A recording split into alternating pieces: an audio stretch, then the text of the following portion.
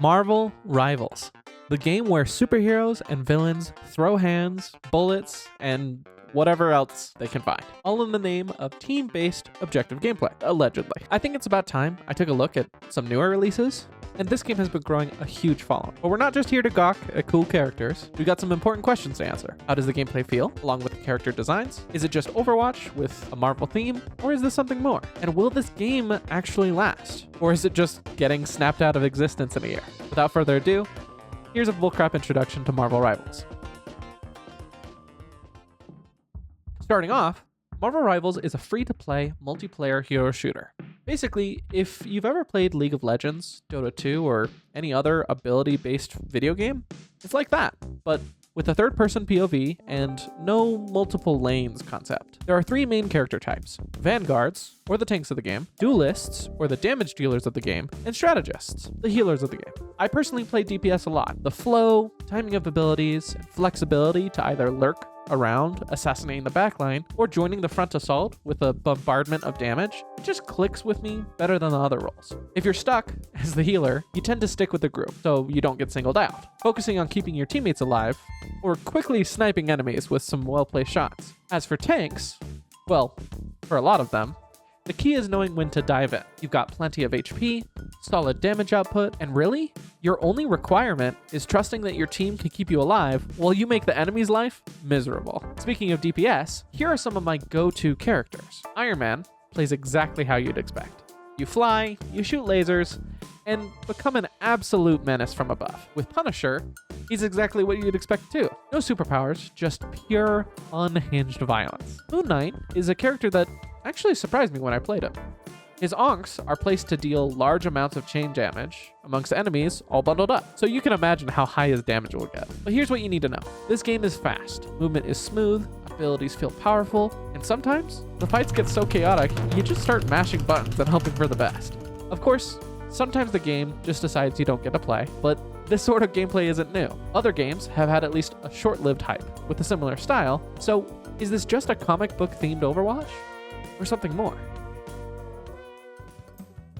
The Marvel Watch comparisons are somewhat inevitable.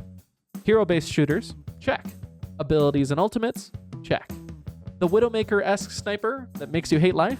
Check. But Marvel Rivals does have a couple of things that help it stand out. One of the biggest, destructible environments. Do you ever wonder what would happen if the Thing decided that walls were optional? Well, now you don't have to. And beyond that, there are team-up mechanics. Some characters get cool synergy abilities that let you pull off wild combos, and others, well, let's just say you better trust your teammates before you try it. At its best, Marvel Rivals feels like a full-blown superhero brawl, and at its worst, it's ability spam hell, and you're just along for the ride. But honestly, that's what makes it fun. Whether you're sweating in ranked or goofing around in casual modes, there's a lot to enjoy. If I could add a new mode, I'd make it close to 10v10, call it Civil War, pure, unfiltered chaos. I think the developers actually caring about the game is a good sign too. Overwatch had a ton of hype at launch, but Overwatch 2 was basically just a graphics update, a slow rollback to Overwatch 1, and a long list of unfulfilled promises. So while Marvel Rivals is on a good track, will this game actually last? Here's where things get interesting. The game's already seen a plethora of updates, recently adding Fantastic Four characters like Johnny Storm and The Thing, which means the devs aren't just sitting around, they're actually adding good content. Johnny plays exactly how you'd expect, fast, fiery, and setting entire teams ablaze. And The Thing? Yeah, he's a one-man demolition crew. Just point him at a problem, and it's clobbering time. But will the game actually last? That depends. Live service games are a gamble, and always will be. Balance updates need to keep things fun, the devs need to stay on top of content, and let's hope they don't charge $50 for a single skin. I say that because we've seen what happens when these games mess up. One bad season, one bad decision, suddenly everyone moves on. Right now, the game feels really promising, but long term, we'll see if it holds up. I did see one joke online that since Ben Grimm's mechanics are an immovable force that can be stopped, we need to see the Juggernaut added as an unstoppable force that can be moved. It just makes sense. In conclusion, I don't think Marvel Rivals can be called an Overwatch clone with capes. This game has something truly special, and, at least for now, it's fun as hell.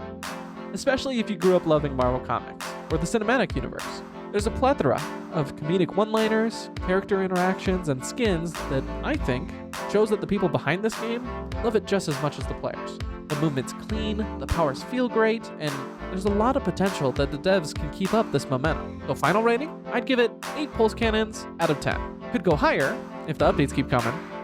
It could also drop lower if they fumble it. We'll see. Either way, I'll be here dying to something ridiculous. Did you enjoy the video? If so, leave a like, share it with your friends, and comment what your favorite part of it was.